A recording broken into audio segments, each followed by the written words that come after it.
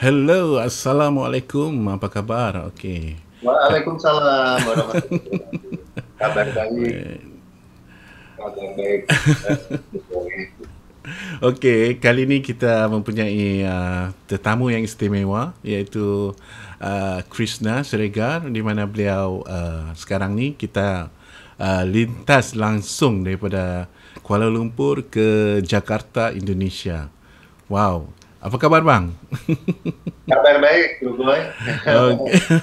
Ya, alhamdulillah di tengah-tengah pandemi yang luar biasa ini masih dikasih kesehatan, masih dikasih keselamatan oleh Allah Subhanahu Wa Taala. Jadi ya saya sangat bersyukur.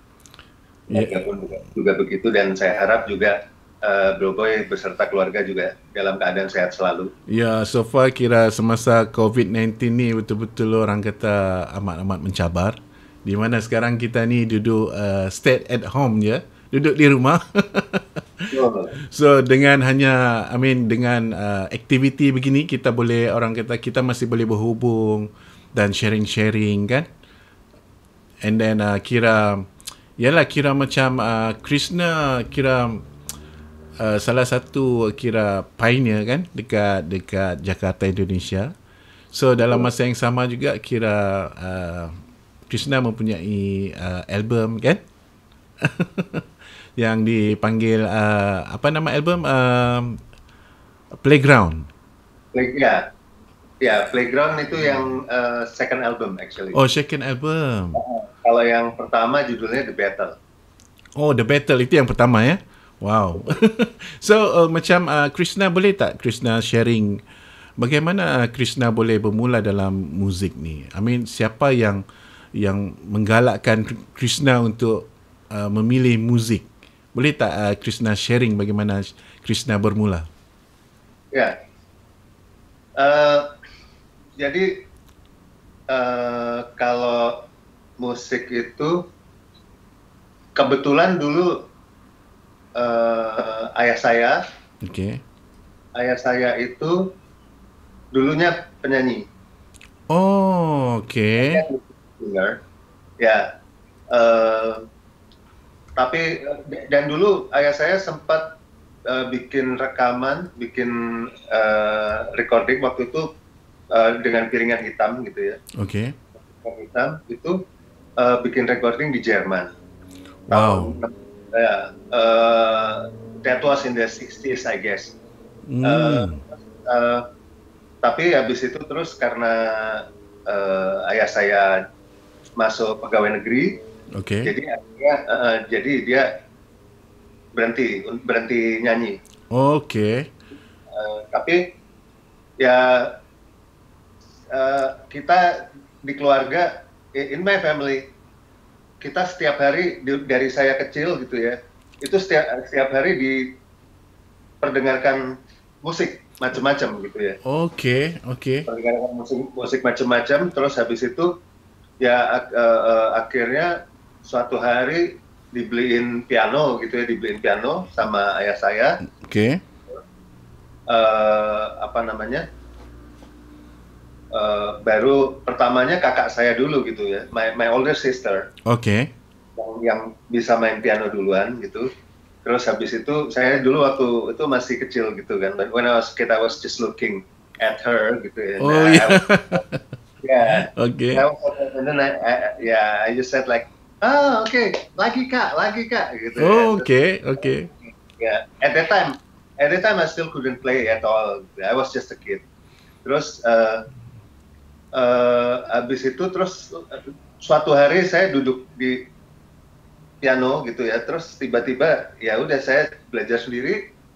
Habis itu tahu-tahu main gitu ya, tahu-tahu main. Wow, gifted lah tu.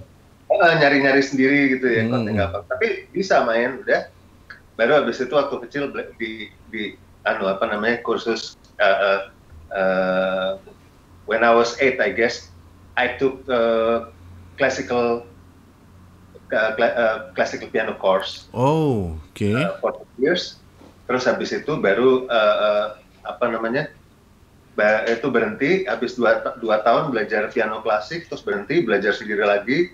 waktu junior high school baru continue studying classical piano. Wow. Kira classical dengan jazz betul-betul different kan? Ya, sangat beda. So macam mana tu? Macam mana daripada classical pergi jazz tu? Ya, jadi yang lucu waktu itu saya datang ke sekolah musik itu saya bilang saya kepengen belajar jazz. Oh iya. Nah, terus tapi at the time di tempat course itu mereka bilang oke, kalau mau belajar jazz ya belajar ini dulu, belajar classical dulu katanya gitu. Ya, at that time karena saya masih kecil gitu ya, jadi saya kan nggak tahu gitu ya. Jadi ya saya iya aja, oke gitu ya. Tapi sih sebenarnya nggak juga gitu kan. Karena jazz and classical they have totally different language. Different kan? Nah, so jadi memang bahasanya beda gitu. Jadi tapi ya karena dulu kecilnya belajar klasik, jadi saya bisa baca. Untungnya sih, jadi fingeringnya juga jadi benar gitu. Betul. Kan jadi belajar fingering klasik. Terus jadi saya bisa baca notation gitu ya.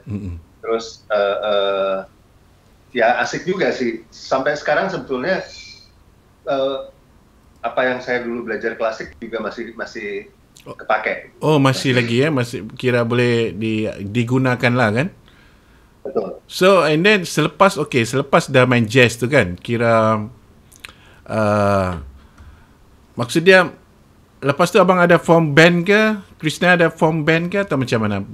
Yang mula-mula yang bila dah keluar Nah, jadi dulu kalau waktu apa namanya awal-awal saya jadi gini, habis belajar klasik itu saya sempat belajar sama Indonesian jazz legend ya, dia maestro pianis virtuoso. His name Bubi Chen. Wow. Ya, saya sempat belajar dengan Indonesian jazz legend namanya Bubi Chen ya, Om Bubi Chen. Dia kayak siapa ya? Dia kayak Oscar Peterson dari sini gitu ya. Dahsyatnya tu. Ya, dia jazz legend. Terus saya sempat belajar lama sama Om Bubi Chen. Terus habis itu saya juga belajar sama another jazz legend juga namanya Bill Saragi. Wow. Ya, now they all already passed away. Terus sama Benny Likumahua. Terus sama siapa lagi ya? Ya, saya belajar sama beberapa Indonesian jazz legends gitu. Terus akhirnya mereka suruh saya main gitu ya, Jadi dulu sih saya sempat main malam gitu, lumayan lama juga gitu ya, main malam kayak main di gig lah, main gig kan?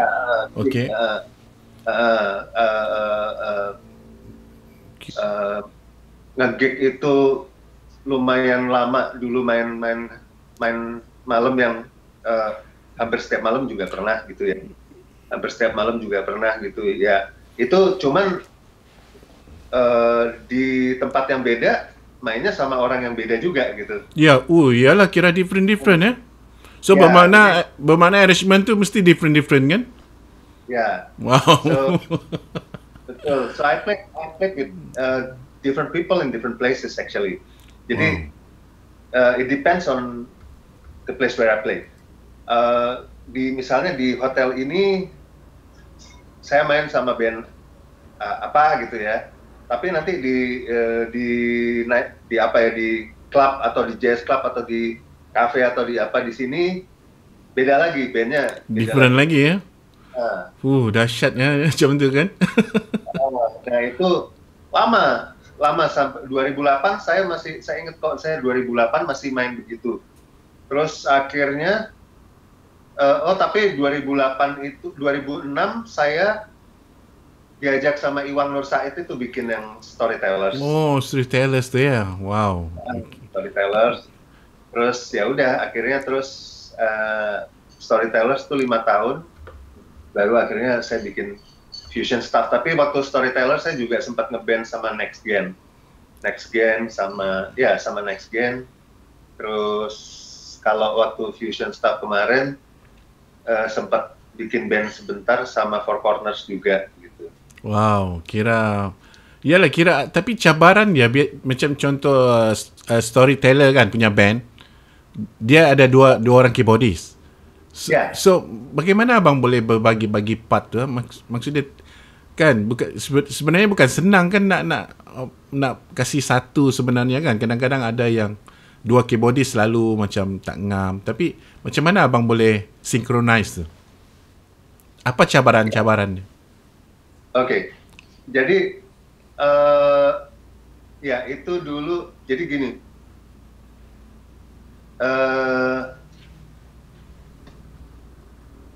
in my career gitu ya, dalam karir bermusik saya, saya nggak pernah punya tandem untuk double keyboard gitu ya.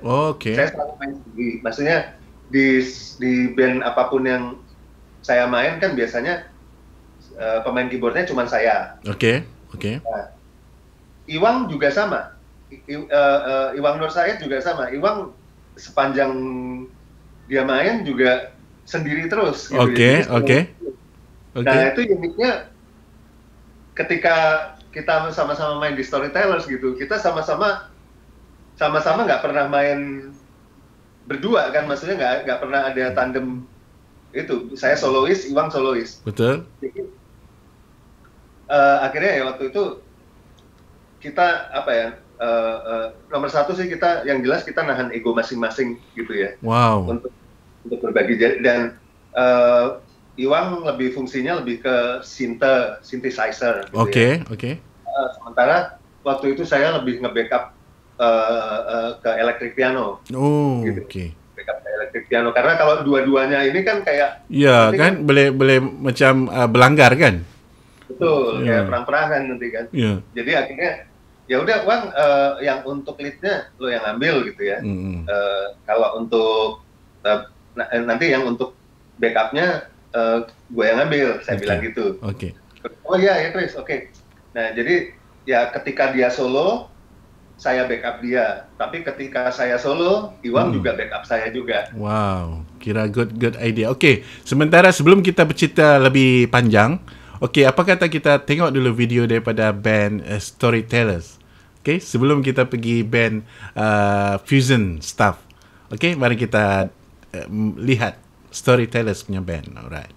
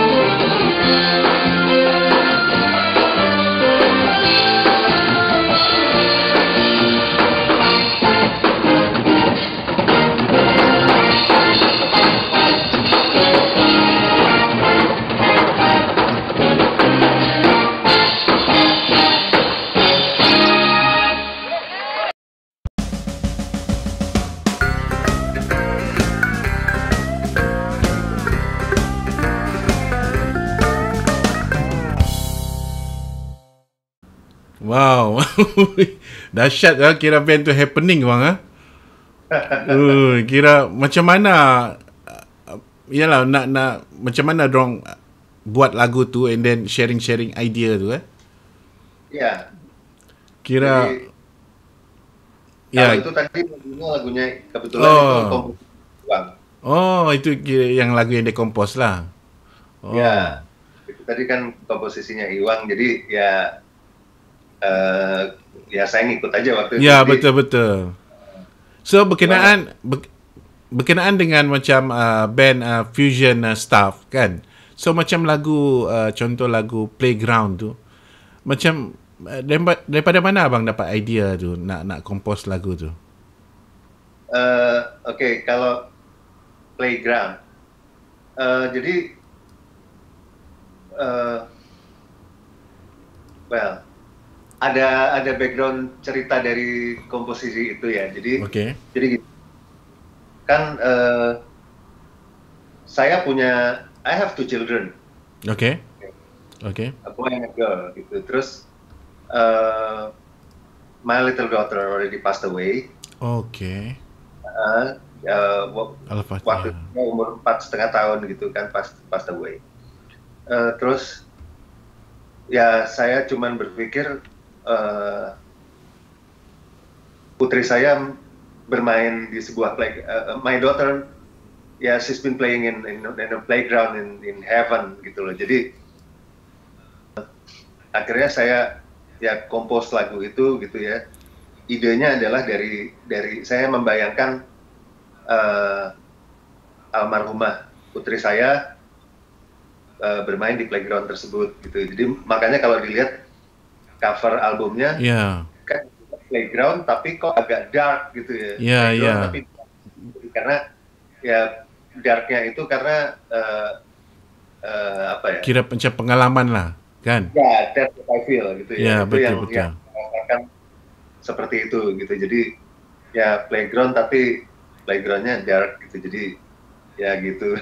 Okay, so dengan tidak membuang masa, mari kita mendengar lagu daripada ciptaan Krishna, iaitu Playground daripada band Fusion Stuff ya. Okay, mari saya mainkan.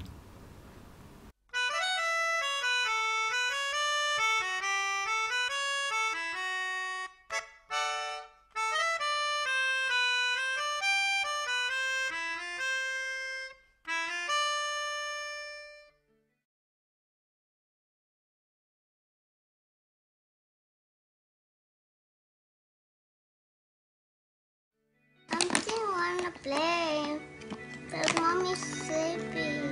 Mau main sama papa kan?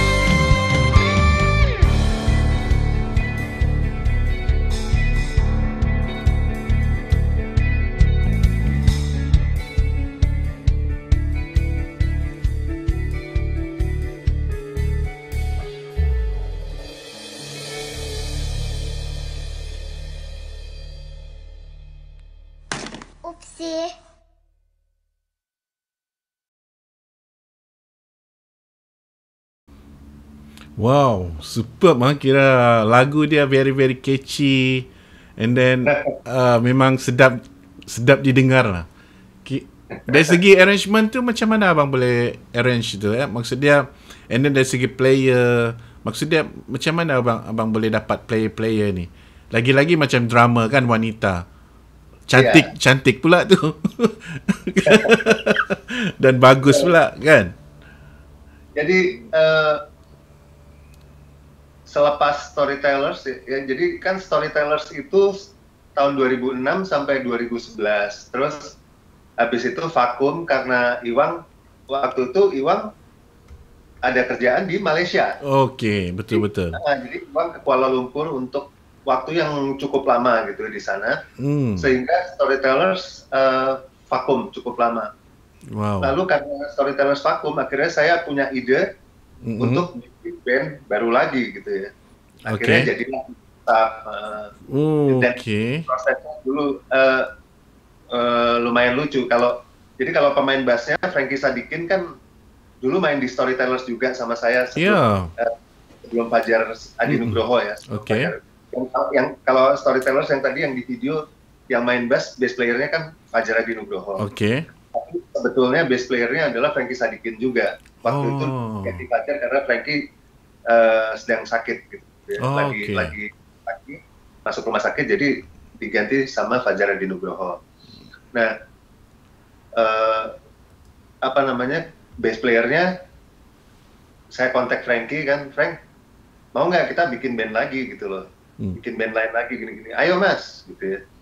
Terus habis itu untuk gitar playernya, gitarisnya kan saya cari pemain gitar yang mainnya fusion siapa ya gitu kan. Saya pikir kalau ini dia udah ada band sendiri, kalau yang ini kayaknya nggak, usianya sudah terlalu tua atau apa gitu. Terus saya akhirnya ingat ada pemain gitar yang dulu juga pernah satu band sama saya, tapi long time ago gitu, he used to be in the same band with me gitu ya, he used to be my bandmate. Gitu. Terus, ya akhirnya saya kontak Kandik Rihardika gitu ya, karena saya suka mainnya gaya mainnya kan fusion sekali.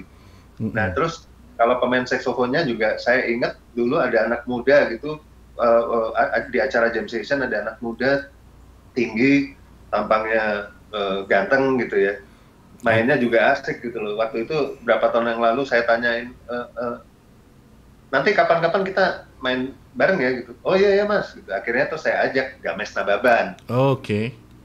Games Nababan. Nah terus kalau drummernya itu dulu pertama kali lihat itu udah lama banget, waktu itu pertama kali ketemu dia masih umur 8 tahun. Drummernya itu masih umur 8 tahun gitu ya. Terus tapi udah asik, saya udah ngeliat, wah ini anak ini bakat gitu ya. Terus 2008 saya ketemu lagi, dia main sama band lain gitu. Wah mainnya udah jago. Nah itu at that time saya datang, terus saya juga bilang, nanti kapan-kapan kita main bareng-bareng ya. Oh iya mas gitu ya. Akhirnya saya kontak, pas mau bikin Vision Staff saya kontak lagi Jen Pialsa. Nah terus akhirnya sudah dapat kan konsepnya berlima gitu ya. Di situ juga, cuman bedanya sama Storytellers, kalau Storytellers kan band fusion yang kayaknya kalau kita dengerin musiknya tuh kan bener-bener yang buat apa ya, kasarannya geber-geberan gitu ya. Betul. Ya, skillful ya, yang skill sekali gitu. Ya, betul. Nah, kalau Fusion Staff selain skill, kita juga mempertimbangkan how to sell gitu loh. Makanya saya membernya kan rhythm section kan bass sama drums gitu ya. Betul. Karena di belakang pemain drumnya perempuan gitu ya, kecil. Betul. Yang pemain bassnya yang sangar gitu, yang orangnya gede gitu, terus kan wild gitu ya. Terus soloistnya, pemain saksofonnya saya kasih yang tampangnya keren juga gitu ya. Jadi untuk apa ya, itu untuk ya industri ya, namanya industri. Jadi buat jualan juga, buat it's for selling lah. Tapi dalam masa yang sama juga band ni dah sampai ke Malaysia. Dia dah perform dekat Malaysia kan? Ya, Fusion. Dekat Ya. Putrajaya ya. Betul. Tahun 2014. 18. Ini 2021 ya. 2014 2014 itu kita Fusion Staff ke Malaysia perform di World Youth Jazz Festival di Putrajaya waktu itu. Wow. Itu ada suatu cerita yang seru sekali sih itu di situ. Gitu. Oh, iya. Karena sebenarnya itu kita hampir nggak main. Uish. Jadi kenapa? Oh. Karena kita udah siap nih, Oke. Tahu-tahu 3 hari apa kalau nggak salah 3 hari apa 2 hari sebelum keberangkatan itu my little daughter collapse. Aduh. Anak perempuan saya, putri saya collapse kan. Terus akhirnya dilarikan ke rumah sakit, terus harus operasi bypass karena dia kan jantung bocor dari lahirnya. Oh, oke. Terus waduh gimana ini saya harus berangkat gitu ya. Iya. Sementara akhirnya ya udah saya bilang ke teman-teman saya dulu, guys kalian berangkat duluan gitu ya. Oke. Terus udah akhirnya mereka berangkat, saya masih di rumah sakit, akhirnya jadi nggak bareng, harusnya kan bareng. Akhirnya saya terakhir itu aja di rumah sakit, taunya besok pagi-paginya gitu saya lihat di WA di WhatsApp, Dames Nababan kontak saya banyak sekali, ternyata dia nggak bisa berangkat karena ada masalah sama paspor. Oh, oke. Pasportnya kurang 3 bulan apa pokoknya akhirnya terus wah gimana caranya saya pokoknya ini harus berangkat. Saya usahakan lah dari rumah sakit saya telepon kanan kiri gitu. Akhirnya Dames berhasil berangkat. Dames juga berhasil berangkat. Saya lihat di WhatsApp, Mas sudah sampai gini. Wah alhamdulillah. Berarti tinggal saya kan. Nah besoknya saya pastikan dulu anak saya. Jadi untungnya besoknya anak saya operasi gitu, jadi baru habis anak saya operasi jantung bypass, baru saya pastikan anak saya sudah aman gitu, baru saya berangkat. Wah itu luar biasa. Saya bilang kok sama teman-teman, guys, kalau memang kita harus main, kita akan ketemu di atas panggung. Tapi kalau enggak, ya berarti emang belum ininya ya, belum rezeki lah. Ya belum rezeki, belum takdirnya. Karena semua kan sudah digariskan sama Tuhan. Betul. Ya. Jadi benar, taunya memang kita harus main ya. Jadi pas akhirnya saya bisa berangkat, anak saya udah aman, udah operasi, udah selesai aman, dokter udah bilang aman, saya langsung terbang ke Malaysia. Oke. Saya langsung terbang ke Malaysia. Habis itu begitu sampai di Putrajaya saya cari kan band member saya, begitu ketemu, wih gila itu rasa saya sama mereka langsung lihat-lihatan gitu kayak apa ya so unbelievable gitu. Iya betul lah. Makanya waktu di sana itu malamnya mainnya habis-habisan banget, jadi kayak lepas geram lah kan. Iya, benar, jadi benar-benar mainnya tuh habis-habisan. Waktu itu kalau nggak salah disiarin sama TV3 Malaysia juga kalau nggak salah. Oke. Itu. Jadi kita benar-benar all out banget gitu ya. Dan kebetulan juga di dalam setiap performance dari Fusion Staff, kita selalu memikirkan semua selling point ya. Jadi kayak koreograf, clothing gitu ya. Jadi wardrobe itu kita pikirin, terus entrance kita pikirin. Jadi supaya nggak biasa-biasa aja. Intinya kan yang ada di pikiran saya adalah gimana musik jazz atau fusion jazz yang sudah susah ini jadi mudah untuk lebih dikenal sama masyarakat, gitu kan, sama. Jadi gimana caranya orang yang meskipun bukan penggemar jazz tapi bisa suka sama musik kita. Betul. Ya, kalau kita perform cuman pas misalnya bumper in bunyi gitu kan ya. World Youth Jazz Festival presents gitu, siapa gitu, band apa gitu. Terus habis itu bandnya udah di atas panggung gitu ya, udah di atas panggung 1, 2, 3, 4, 10 gitu kan udah biasa gitu ya. Betul. Nah ini jadi kita pakai gimmick-gimmick gitu ya, kayak misalnya waktu dipanggil gitu World Youth Jazz Festival 2014 presents Fusion Staff gitu. Dan begitu lightingnya nyorot ke panggung, cuman ada saya Wah. sendirian dulu gitu. Opening ya, opening. Baru habis Wow. itu drummer jadi kita pakai gempa. gitu ya. Terus kita juga ada koreograf di mana nanti kalau lagu ini pas refnya, pas chorusnya semua ngumpul ya di tengah, kayak kita kayak gitu. Kita Ui. terus nanti pas solo bass turun gini. Waktu ke Kuala Lumpur juga itu kita semua bawa wireless ya. Jadi karena kan saya main KX5 juga ya. Oh, Main, gitar. Pakai ya, gitar. gitar. Oh, oke. KX5. Selain keyboard biasa, selain main synthesizer keyboard, synthesizer elektrik yang saya juga pakai gitar. Nah, itu jadi kita bawa wireless, semuanya bawa wireless. Jadi enak. Waktu itu terus waktu solo bass juga si Frankie juga bisa turun lari-lari sampai ke penonton gitu ya. Terus habis itu pas chorusnya ngumpul deng begitu deng mencar lagi. Gempa bagus lah. Dia ada something gimmick kan? Ya, showmanship lah gitu. Oke. Jadi ada showmanship. Karena kan kalau kita cuman main that's the main problem of jazz music, most of jazz players in here gitu ya. The problem is they only play gitu loh. Mereka cuman main gitu loh. Dan ya kan, seberapa banyak penggemar jazz yang benar-benar tahu musik jazz gitu loh ya. Nah, sejago apapun gitu, kalau kita cuman asik main sendiri gitu ya. Betul.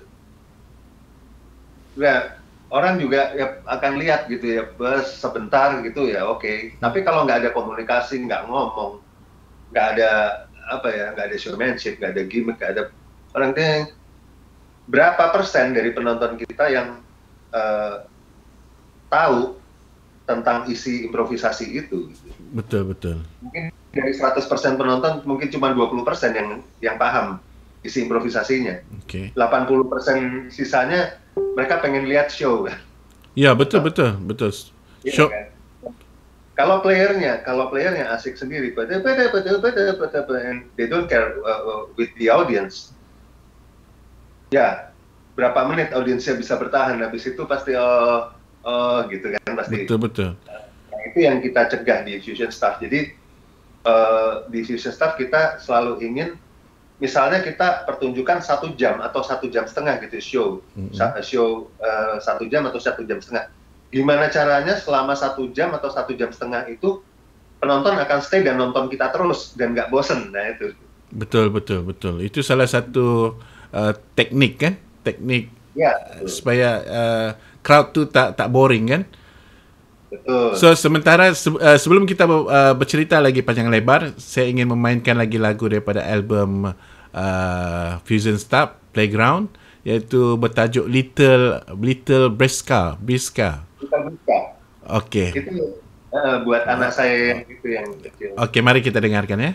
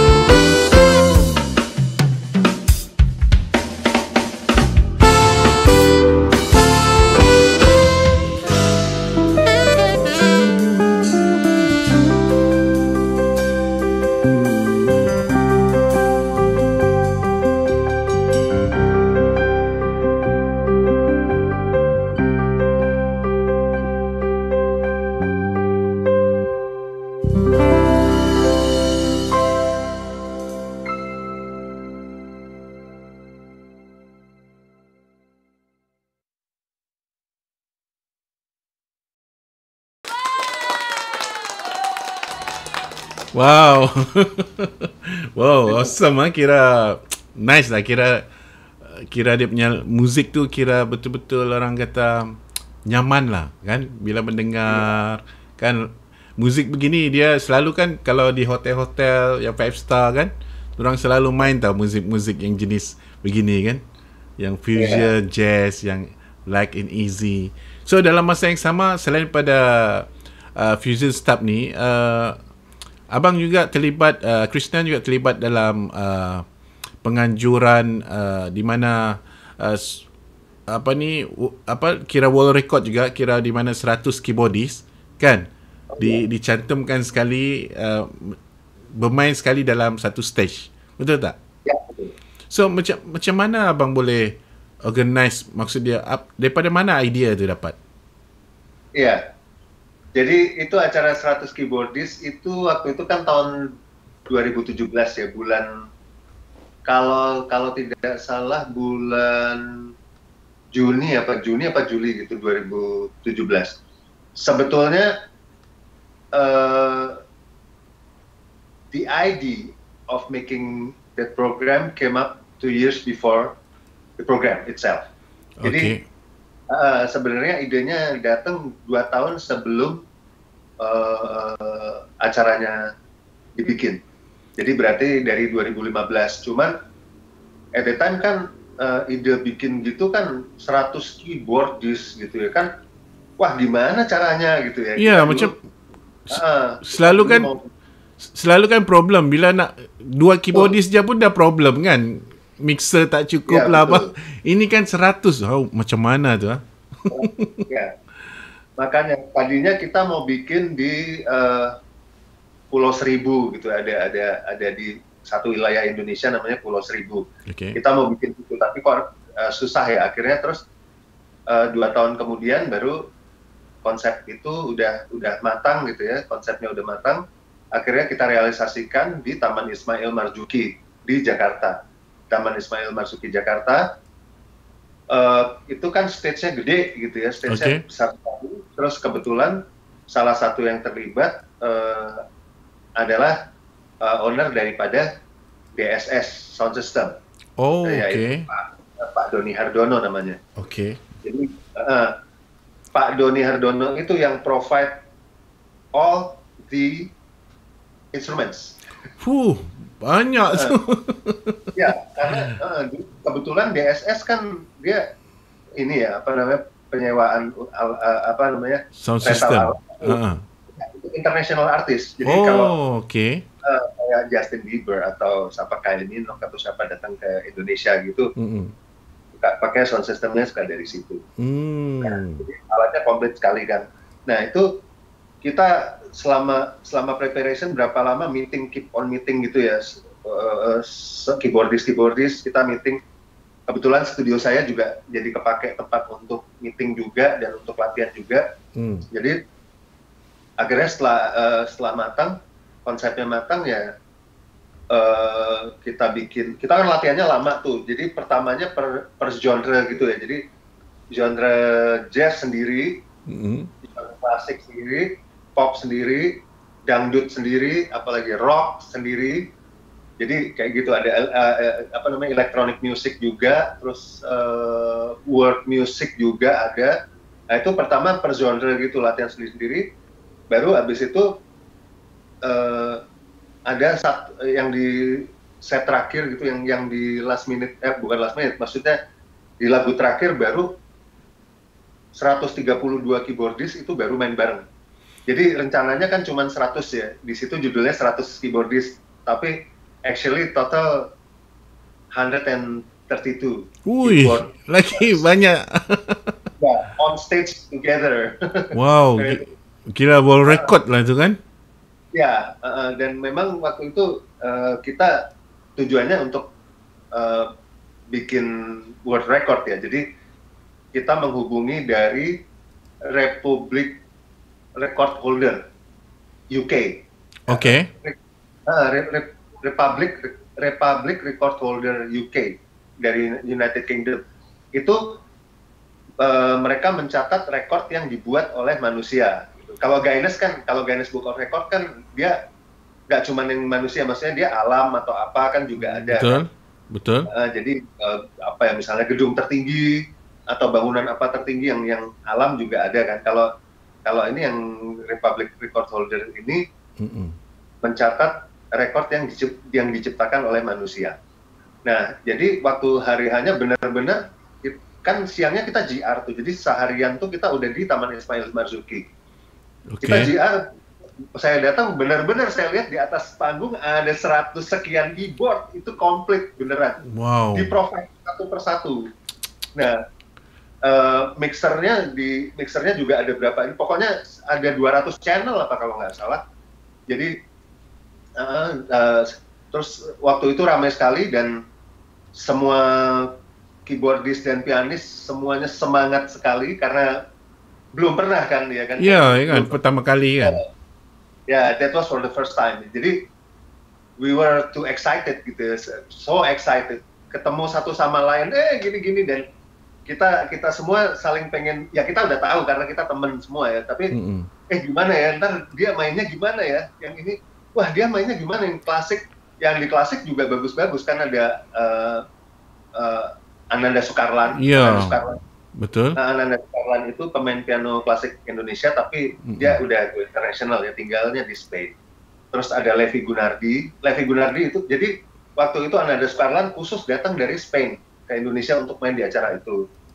Terus Levi Gunardi waktu itu ada di Sydney kalau nggak salah, pokoknya di Australia, kalau nggak Sydney di Perth. Dia juga khusus pulang ke Indonesia untuk main di acara itu. Oke. Darmawan juga waktu itu pulang dari mana khusus untuk main acara itu. Jadi benar-benar luar biasa sih gitu waktu itu. Ya, kira betul-betul rasanya kalau di Malaysia ni tak tahu boleh buat ke tidak. Because mana nak memikir practice, mana nak memikir equipment, saya pun tak terbayangkan di Malaysia ni boleh tak buat begitu kan, because nak organize very susah kan. Ya. Ambil masa yang berbulan jugalah rasanya kan. Ya kan? Ya. Wow. Kira jadi seru sekali sih preparationnya waktu itu, seru banget apa ya. Pokoknya it was so exciting gitu ya. Jadi ketemu semua pemain keyboard gitu yang seluruh Indonesia tuh. Kan? Iya, ya betul. Jadi bukan cuman keyboardist from Jakarta, karena ada yang dari Makassar, ada yang dari kota Makassar is in Sulawesi Island. Jadi ada yang dari Sulawesi, dari Makassar, ada yang dari Gorontalo, ada yang dari Surabaya, ada yang dari Yogyakarta, ada yang dari Bali, ada yang dari mana, semua datang kumpul di Jakarta untuk main di acara itu. Kira ya. So kita tengok dulu dia punya sedutan daripada konsert tu bang yang 100 keyboardist ni. Okey. Ya. 5 4 3 2 1.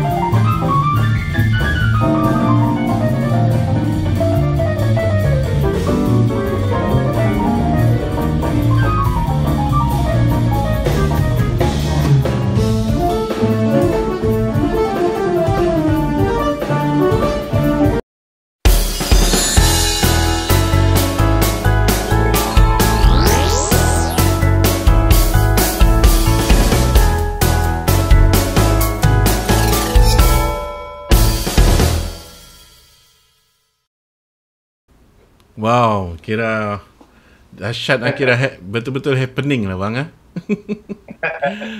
Kira, yalah kalau di Malaysia ni tak tahulah bilalah dapat buat macam tu kan. Kira dapat kumpulkan semua keyboardist. Aku rasa tak tahu bila lah kan. Yeah. Because kalau nak organize tu bukannya senang kan. And then dalam masa yang sama abang juga ada studio sendiri ya? Kan? Ada.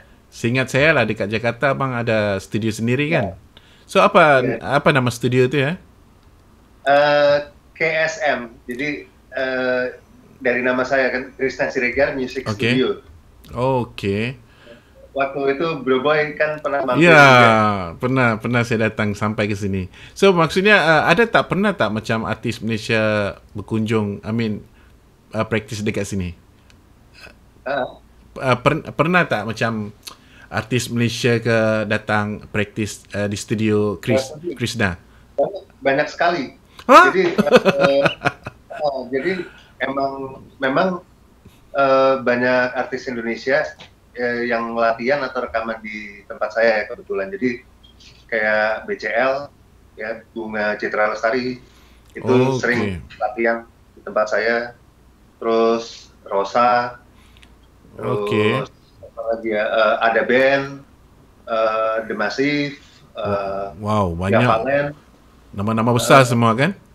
ya semua di situ. Eva Celia, terus siapa ya waktu itu saya pernah garap juga proyeknya Rika Roslan yang rame-rame, ada Iis Dahlia, ada Elva Singersnya juga, ada banyak sih waktu itu, ada Widya Bitri, terus apa lagi ya waktu itu, banyak Prilly Latukonsina. Jadi banyak banget yang latihan atau rekaman di tempat saya. Krisdayanti. Wow. Kalau macam daripada Malaysia ada tak praktis kah apakah? Kalau dari Malaysia belum. Gini, kalau dari Malaysia artis penyanyinya belum ada, tapi kalau musicians-nya ada. Karena jadi gini, waktu itu bandnya David Foster datang latihan, maksudnya itu tahun 2000 berapa ya? 2015 apa 2016? Itu jadi David Foster kan datang ke Jakarta untuk main di Fairmont Hotel ya. Klubnya namanya apa ya? Bukan Blue Note tapi Motion Blue. David Foster and the band main di Motion Blue. Nah itu latihannya di studio saya. Wow. Jadi pagi-pagi jam 9 mereka udah datang gitu, satu rombongan gitu, naik bus gitu ya, naik bus gitu, bus. Mereka turun semua udah. Terus latihan di tempat saya. Nah itu pemain bassnya kalau nggak salah dari Malaysia, pemain bass sama pemain keyboard. Keyboard mungkin Aubrey Sueto kot, Aubrey Sueto, keyboardist. Malaysia punya keyboardist lah. Betul. Wow. Keyboardistnya sama pemain bassnya juga dari Malaysia. Tapi saya lupa. Andy Pettison kot, Andy Pettison. Yeah, I think so. Ya, betul. Sebetulnya saya kalau di Malaysia saya punya banyak teman musicians di Malaysia. Oh, okay. Ada drummer Zahid Ahmad. Betul. Zahid Ahmad itu saya juga close with him, maksudnya kita berteman baik sekali. Terus ada Jenny Chin. Okay. Pak Norman. Betul, husband dia kan. Okay. Terus siapa lagi ya dulu ada ini Matthew juga teman juga. Terus dulu ada gitarisnya Eric Marienthal, tapi saya udah lama nggak ketemu, namanya Farid Ali. Farid Ali. Saya dengar kabarnya katanya udah passed away atau apa gitu. Saya udah lama nggak ketemu, tapi asik tuh mainnya. Iyalah. Lumayan. Okay, so kira studio ni kira memang musician kalau di Jakarta very familiar lah kan? Krishna punya studio cantik kan, dia besar, luas, and then keyboard pun banyak pilihan kan? Ya. So bermakna studio ni dia ada buat mixing juga dengan mastering? Enggak, kalau mastering enggak. Kalau enggak sih sebenarnya mixing sama mastering enggak, karena jadi ini cuman untuk rehearsal sama recording aja. Kalau mixing dan mastering biasanya saya di tempat lain. Kalau saya punya project untuk recording gitu, mixing sama masteringnya biasanya di tempat lain. Oh, okay. So dari segi, yalah, kira semasa dalam lockdown ni, kira macam lockdown ni macam mana keadaan studio? Maksud dia, yalah, adakah buka ke dekat Jakarta tu atau macam mana, tutup ke atau macam mana? Jadi karena ada lockdown ya, ada pembatasan. Jadi waktu last year awal pandemi itu sempat berhenti sekian lama gitu, karena ya memang there's government rules ya. Okay. Jadi karena ada peraturan dari pemerintah Republik Indonesia untuk namanya PSBB ya, pembatasan apa gitu singkatannya saya lupa, but well technically it's some kind of lockdown. Nah jadi ya saya postpone, apa ya, saya bukan postpone, cuman sempat saya tutup gitu sejenak. Begitu udah agak aman kemarin kita sempat udah jalan lagi gitu ya, karena PSBB-nya sempat udah dibuka lah gitu ya, jadi studio udah mulai lagi gitu ya, saya udah bikin rekaman lagi. Nggak taunya sekarang kena second strike gitu kan. Dan lebih bahaya lagi. Jadi ya ini mau nggak mau saya ini lagi, saya shutdown lagi juga gitu loh. Karena kalau yang kemarin kan itu masih belum, maksudnya ya bahaya juga, tapi belum sebahaya sekarang kan. Yang sekarang katanya varian Delta kan lagi bahaya sekali. Betul, gitu ya. bahaya sekali, betul. Saya pun meski kan dari rumah ke studio kan maybe only 5 minutes by walk gitu ya. Cuma dekatnya. Tapi itu aja juga saya takut. Ya, betul juga kan. Rumah aja keluar ke depan aja itu saya takut. Manasin mobil to warm up my cars gitu. Betul. Saya pakai masker juga. Okey bang, sebelum kita berbincang lagi panjang lebar, saya ingin memainkan lagi lagu daripada Fusion Stub, iaitu lagu dia bertajuk The Love The Love. Kan? Okey, saya cuba mainkan ya. Okey.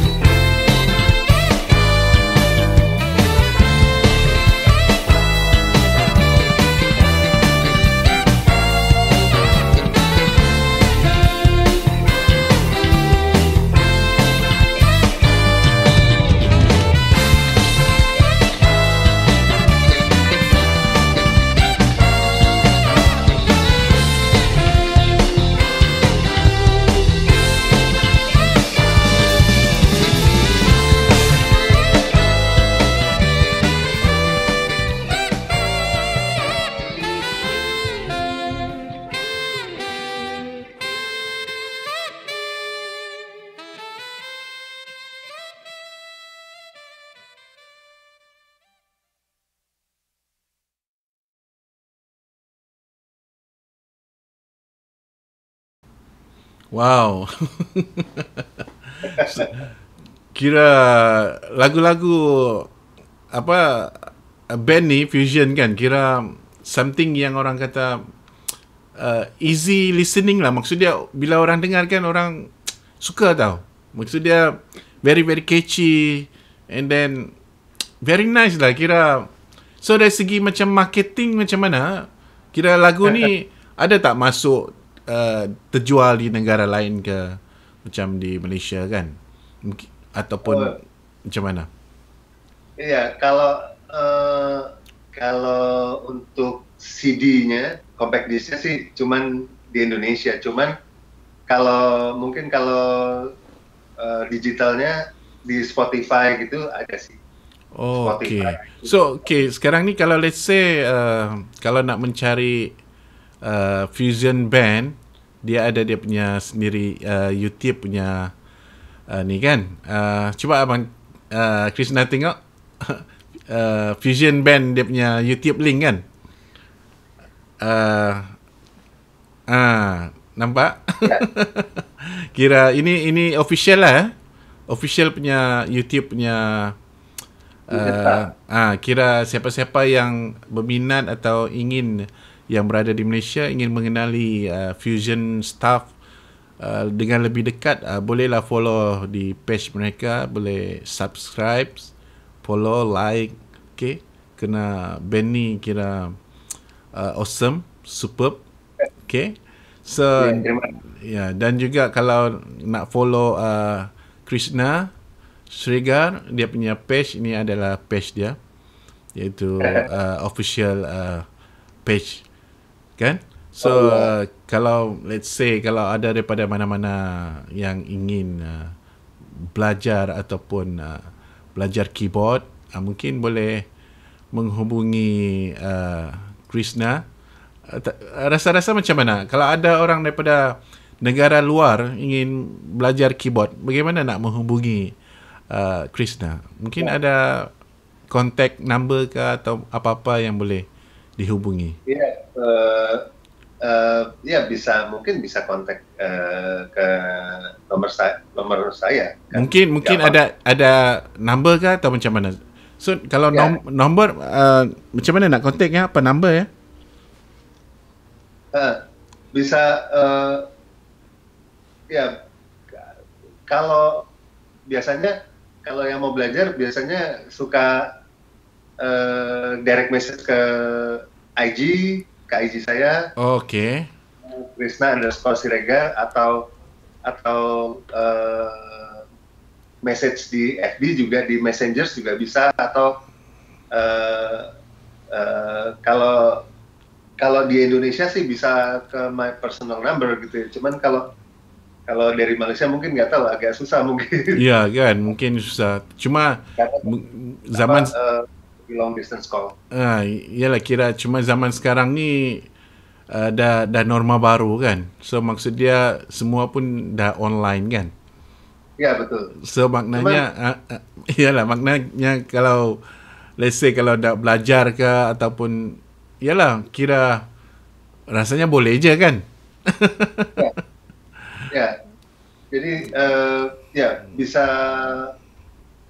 bisa ini paling aman DM saya di Instagram. Oke. Jadi Krishna KRISHNA_Siregar.